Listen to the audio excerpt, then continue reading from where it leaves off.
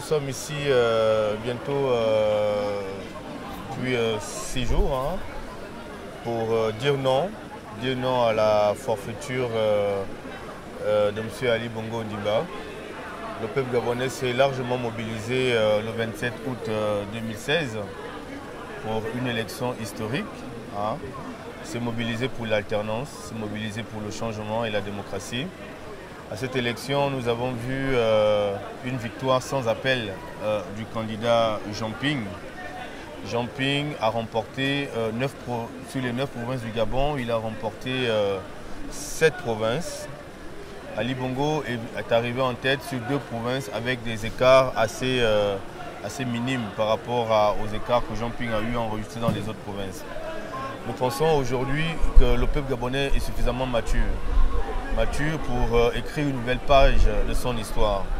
Cette histoire qui a été parsemée de beaucoup de souffrances, de beaucoup d'exactions, de beaucoup d'assassinats, d'empoisonnements, d'incarcération arbitraire d'opposants politiques, des membres de la société civile.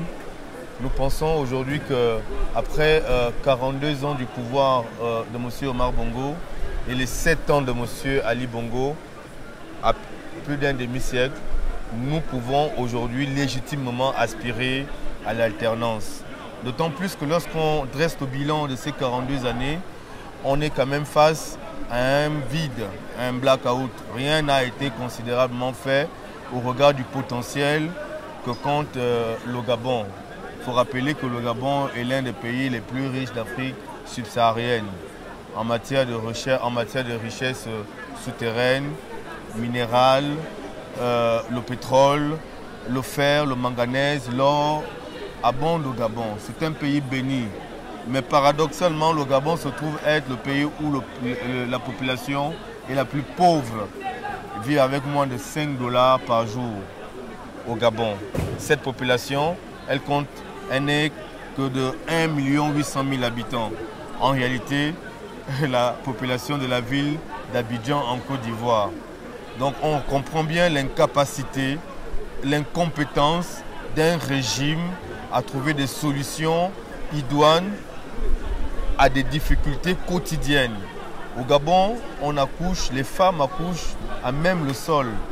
Les maternités qui ont été construites sont des très beaux bâtiments, je n'en disconviens pas, mais malheureusement, quand une femme rentre en couche, elle doit sortir le lendemain parce qu'il n'y a pas une réelle prise en charge. Les réalisations dont se targue M. Ali Bongo sont essentiellement des investissements qui ont été planifiés, financés entièrement ou partiellement sous le régime de M. Omar Bongo Ondimba. En 5 ans de pouvoir, Ali Bongo n'a pas construit une seule école au Gabon, une seule école maternelle.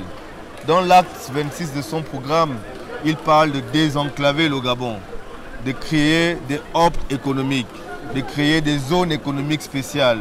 Au Gabon, nous avons une seule zone économique spéciale, encore, qui ne compte même pas plus de 50, entreprises installées aujourd'hui. À l'heure actuelle, le climat des affaires au Gabon est morose. Les chefs d'entreprise partent, les investisseurs s'en vont, ferment et délocalisent. Pour la simple raison que la confiance n'existe pas dans les affaires, pour la simple raison que la corruption gangrène l'administration, pour la simple raison que la dette intérieure du pays est abyssale. Et donc le Gabon aujourd'hui se construit sur cette fausse note, c'est-à-dire une fausse note de l'histoire, un accident de l'histoire. Ali Bongo est un accident de l'histoire pour notre pays.